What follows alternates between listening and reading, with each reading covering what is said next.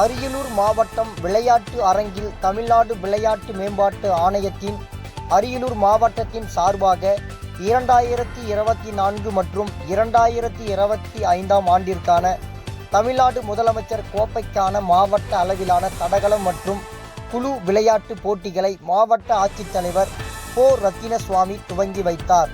மேலும் அரியலூர் சட்டமன்ற உறுப்பினர் கு. சின்னப்பா, ஜெயங்கொண்டாம் சட்டமன்ற உறுப்பினர் காசோகா கண்ணன், மாவட்ட காவல் கண்காணிப்பாளர் ச. செல்வராஜ், அரியலூர் நகரமன்ற தலைவர் சாந்தி கலைவாணன், மாவட்ட முதன்மை கல்வி அலுவலர் சிவானந்தம், அரியலூர் வருவாய் கோட்டாட்சியர் ராமகிருஷ்ணன், மாவட்ட விளையாட்டு மற்றும் இளைஞர் நலன் அலுவலர் லெலின், மாணவ மாணவிகள், விளையாட்டு வீரர்கள் மற்றும் இதர அரசு அலுவலர்கள் உள்ளிட்ட பலர் கலந்து கொண்டனர்.